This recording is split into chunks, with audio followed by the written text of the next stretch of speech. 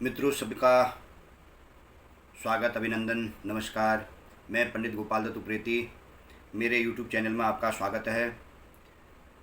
आप सभी लोगों को मैं वर्तमान में यह जानकारी देने के लिए उपस्थित हूँ। 18 सितंबर 2024 से जो पार्वण श्राद्ध हैं वो शुरू होने को जा रहे हैं। तो पहले तो हमारे को ये पता होना चाहिए कि श्राद्ध क्या है, श्राद्ध की परिभाषा क्या है। हर सनातनी को पता होना चाहिए श्राद्ध किस तरह किया जाता है। श्रद्धया पितृन् उद्दिश्य विदनाम क्रियते यत् कर्म तत् श्राद्धम। श्रद्धा से ही श्राद्ध शब्द की निष्पत्ति होती है, अर्थात अपने मृत पितृगणों के उद्देश्य जो श्रद्धापूर्वक किए जाने वाले कर्म विशेष को श्राद्ध बोला जाता है, जिसका वर्णन मनुस्मृति आदि धर्मशास्त्र पुराणों में और श्राद्ध कल्प, श्राद्ध तत्व और पितृदायित्व आदि अनेक ग्रंथों में प्राप्त होता है। महर्षि पराशर के अनुसार देश काल तथा पात्र में हविष्यान विधि द्वारा जो कर्म तिल, जौ और कुशा तथा मंत्रों से युक्त होकर के जो श्रद्धापूर्वक किया जाए वही श्राद्ध है। और श्राद्धकर्ता का कल्याण, जब प्राणी विधिपूर्वक शांत मन होकर के श्राद्ध करता है तो वो सभी पापों से रहित होकर के मुक्ति को प्राप्त करता है तथा फिर संसार में इस संसारिक चक्र में नहीं फंसता है। अतः प्राणी पितृगणों को साथ में संतुष्ट होकर के वहाँ निवास करता है। अपने कल्याण के लिए श्राद्ध अवश्य करना चाहिए। हर पुत्र को माता का, पिता का श्राद्ध अवश्य करना चाहिए। इस संसार में श्राद्ध करने वाले के लिए श्राद्ध से श्रेष्ठ अन्य कोई कल्याणकारक उपाय नहीं है। और जब संसार में आप आए हैं, माता पिता का कुल गोत्र के साथ में आप संसार में विचरण कर रहे हैं, तो उनके लिए एक उनकी जो मृत तिथि है उसको एकोदिष्ट श्राद्ध बोला जाता है। और जो यह 16 श्राद्ध आते हैं आश्विन मास के कृष्ण पक्ष में, उनको पार्वण श्राद्ध बोला जाता है। जो शुक्ल पक्ष होता है, शुक्ल पक्ष में जैसे हमारे एक महीने में पितरों का एक दिन और एक रात होती है, जो कृष्ण पक्ष श्राद्ध होता है और जो कर्म करता है उसका परलोक भी सुधरता है और अंत में वह मुक्ति को प्राप्त करता है। आयु प्रजाम धनम विद्याम स्वर्ग मोक्षम सुखानि च प्रियचंति तथा राज्यम पित्रा श्राद्ध तर्पिता। अर्थात श्राद्ध से संतुष्ट होकर के पितृगण श्राद्धकर्ता को दीर्घ आयु, संतति, धन, विद्या, राज्य, सुख, स्वर्ग एवं मोक्ष को प्रदान करते हैं। अत्रि संहिता का कहना है, जो पुत्र, भ्राता, पौत्र अथवा दौहित्र आदि पितृ कार्य का अनुष्ठान में संलग्न रहते हैं वे निश्चय ही परम गति को प्राप्त होते हैं। यहाँ तक लिखा है कि जो श्राद्ध करता है, जो उसके विधि विधान को जानता है, जो श्राद्ध करने की सलाह देता है, जो श्राद्ध का अनुमोदन करता है, इन सबको श्राद्ध का पुण्य फल मिलता है। और जो हम श्राद्ध नहीं करते हैं, श्राद्ध करने से हानि क्या बताई है शास्त्रों में? श्राद्ध करने वाले को तो ये विधि बताई है, मोक्ष मिलता है, स्वर्ग मिलता है, पुत्र की प्राप्ति होती है, सुख ऐश्वर्य मिलता है। जो श्राद्ध नहीं करता है उसके नहीं करने वाले की हानि बतलाई है। अब उसको जान करके बड़ा आश्चर्य होगा, श्राद्ध न करने वाले के शास्त्रों में जो विधान बताया है, श्राद्ध तत्व से परिचित होना, उसके अनुष्ठान के लिए तत्पर रहना अत्यंत आवश्यक है। यह सर्वविदित है कि मृत व्यक्ति इस महालया मात्र अथवा स्थूल शरीर में भी नहीं ले जा सकता। तब क्या बोलते हैं? पाथेय। पाथेय मतलब अन्न जल। कैसे ले जा सकता है? जब प्राणी यहाँ से जाता है तो अपना शरीर ही छोड़ करके गया, तो वो और चीज कैसे लेके जाएगा? तब ऋषि मुनि कहते हैं कि पाथेय लेके जाता है। पाथेय मतलब अन्न और जल। वो कैसे लेके जा सकता है? उस समय उसके सगे संबंधियों के श्राद्ध विधि से उसे जो कुछ देते हैं वही उसे मिलता है। शास्त्र में मरणोपरांत पिंडदान की व्यवस्था की गई है। सर्वप्रथम 100 यात्रा में 6 पिंड बताए गए हैं। और उसके बाद 10 दिन के 10 गात्र के 10 पिंड मिलाए गए हैं। पिंड द्वारा जीव की जो सूक्ष्म शरीर की प्राप्ति होती है, तब मृत व्यक्ति जो है महायात्रा की प्रारंभ करता है। अब आगे पाथे रास्ते के भोजन अन्न जल आदि की आवश्यकता पड़ती है। जब आप कहीं यात्रा में जाते हैं तो उसकी आवश्यकता भी पड़ती है। तो उसके लिए जो है एकादशा, उसमें उत्तम षोडशी श्राद्ध का विधान बताया गया है। उत्तम षोडशी में दिए जाने वाले पिंडदान से वो उसे प्राप्त होता है। यदि सगे संबंधी इत्यादि न हो तो पुत्र पौत्रादि न दें तो भूख प्यास से ही इधर उधर भटकता रहता, प्रेत योनि को प्राप्त होता है। और श्राद्ध न करने वाले को कष्ट प्राप्त होते हैं। श्राद्धम न कृते मोहात तस्य रक्तम पिबन्ति ते, गुरु ब्रह्म पुराण में कहा गया है। मृत प्राणी बाध्य होकर के श्राद्ध न करने वाले अपने सगे संबंधियों का रक्त चूसने लगता है, साथ ही साथ वो श्राप भी देने लगता है। पितरस्य तस्य शापम दत्वा प्रायन्ति च, नागरखंड में इसका वर्णन है। फिर अभिषिक्त परिवार के जीवन भर कष्ट ही झेलना पड़ता है। उस परिवार में पुत्र नहीं उत्पन्न होते हैं। आप देखते होंगे प्रायः जिस परिवार में पुत्र उत्पन्न नहीं होता तो समझिए कि पितृदोष का कारक है। उस परिवार में पितरों का पिंडदान इत्यादि विधिवत नहीं किया गया है, जिसके कारण आगे को वंश वृद्धि नहीं हो रही है। इस तरह कल्याण नहीं होता है, मरने के बाद भी नरक में जाना पड़ता है।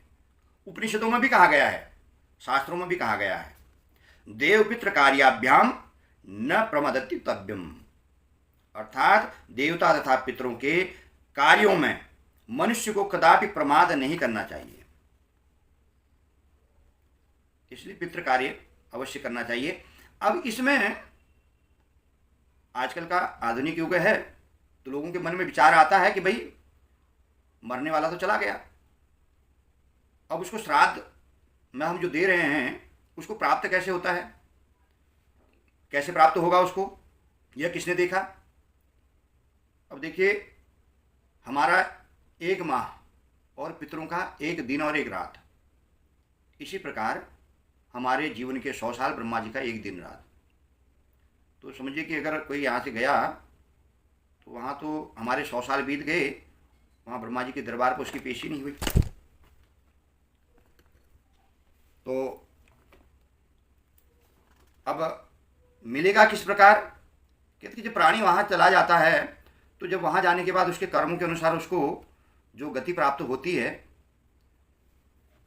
जिसको भी जो मृत्यु के बाद में भिन्न भिन्न गति होती है, कोई देवता बन जाता है, कोई प्रेत योनि में चला गया, कोई चींटी की योनि में चला गया, कोई जो है वृक्षिक में की योनि में चला गया, कोई तृण इत्यादि के रूप में चला गया, कोई गाय भैंस पशु इत्यादि रूप में चला गया। अब जो है यहाँ पर जब हम मंत्रों के द्वारा, ब्राह्मण के द्वारा मंत्र से उच्चारण होता है तो शास्त्रों ने स्पष्ट उत्तर दिया है कि जब नाम गोत्र के सहारे विश्वदेव भगवान, विश्वदेव का, अग्निख्वाता आदि दिव्य पितरों का हव्य कव्य से पितरों को प्राप्त होता है, जब हम उनका नाम गोत्र का उच्चारण करते हैं तो तत्काल जिस जगह पर भी श्राद्ध हो रहा हो वहाँ पर वो जो है उत्पन्न हो जाते हैं। और जो ब्राह्मण को आपने बुलाया है श्राद्ध के लिए, उस ब्राह्मण के शरीर में वह सूक्ष्म रूप में, वायु रूप में वो प्रवेश हो जाते हैं। अब दिए हुए पदार्थों को भक्तिपूर्वक उच्चारित मंत्र के उनके पास पहुंचा देते हैं ब्राह्मण के द्वारा। ब्राह्मण, वेद में स्पष्ट लिखा हुआ है कि जो ब्राह्मण और अग्नि की उत्पत्ति भगवान विष्णु के मुख से हुई है, इसलिए सामान्यतः श्राद्ध की 2 प्रक्रिया हैं। अब हम ब्राह्मण को देते हैं तो वो, अब हव्य और कव्य का जब भी ब्राह्मण को ग्रहण कराया जाता है तो भगवान कहते हैं जनार्दन मैं संतुष्ट होता हूँ। अब विश्वदेव भगवान विष्णु का स्वरूप है, विश्वदेव भगवान विष्णु को ही बोला जाता है। अब जब ब्राह्मण प्रसन्न होता है तो भगवान को संतुष्टि मिलती है। श्राद्ध भी 2 प्रकार से होता है, पिंडदान और ब्राह्मण भोजन।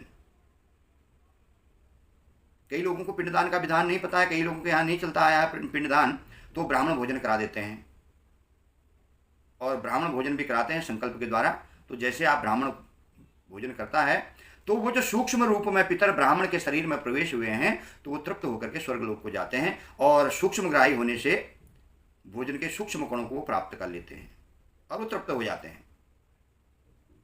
ब्राह्मण को भोजन कराने से वो तृप्त हो जाते हैं। इदम, अब जो हम अन्न, अब कई बार स्थिति ऐसी बनती है कि आप जो है ब्राह्मण भोजन भी नहीं करा सकते हैं, पिंडदान भी नहीं करा सकते हैं, और धन के अभाव में किस प्रकार श्राद्ध करें, धन का अभाव भी हो जाता है। तो ऐसी परिस्थितियों में क्या करना चाहिए?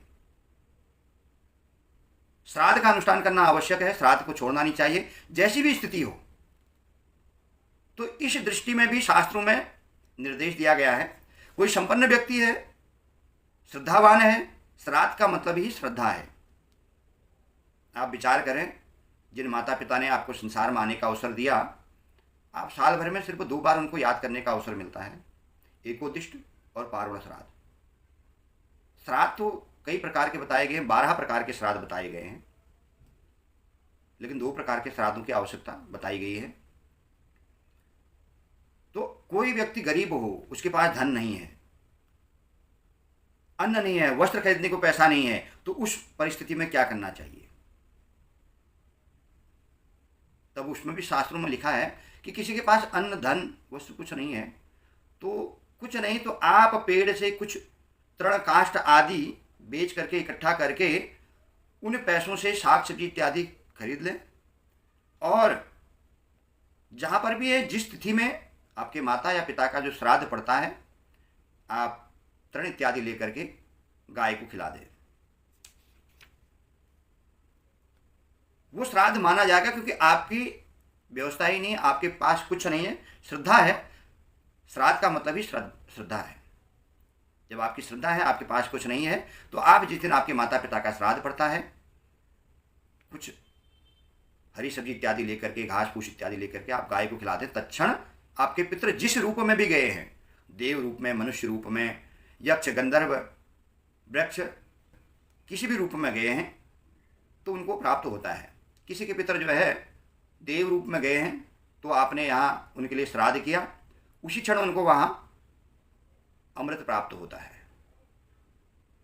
अब किसी के पितृ जो है गाय के रूप में गए हैं, माना आपने श्राद्ध किया और आवाहन किया, जिस गाय के रूप में आपके पितर गए होंगे, कोई न कोई आकर के उसी समय उस गाय को कुछ न कुछ खिला रहा होगा, जिससे उनको तृप्ति हो गई, जिनसे उनको प्राप्त हुआ, पितर जो है प्रसन्न हुए।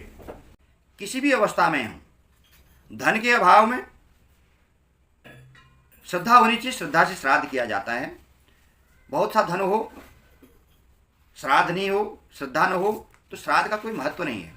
इसलिए आपके अंदर में अगर श्रद्धा है तो आप किसी भी रूप में, किसी भी प्रकार अपने पितरों को याद कर सकते हैं। और यह श्राद्ध पक्ष चल रहा है। श्राद्ध पक्ष में जिनके पितरों की जो तिथि पड़ती हो, किसी के पिता की प्रतिपदा पड़ती, किसी के द्वितीया, किसी की तृतीया, चतुर्थी, पंचमी, जिसकी जो तिथि पड़ती है उसी तिथि में आप जानकार ब्राह्मण को बुलाएं, अपने घर में ब्राह्मण को आमंत्रित करें, पिंडदान करें, ब्राह्मण भोजन करें। अगर ब्राह्मण भोजन नहीं करते हैं तो उनको सूखा अन्नदान दें।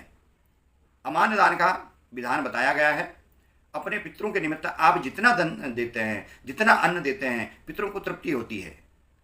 इसलिए श्राद्ध दिनों में यह विचार न करके कि यह कम है, यह ज़्यादा है, इसका विचार न करके आप सनातन धर्म के अनुयायी हैं, सनातन धर्म में ब्राह्मणों की कमी नहीं है। कई लोग ये भी बोलते हैं कि श्राद्ध के दिन जो है भिखारी को दे दो, अंध को दे दो, कृपणों को दे दो, कोड़ियों को दे दो।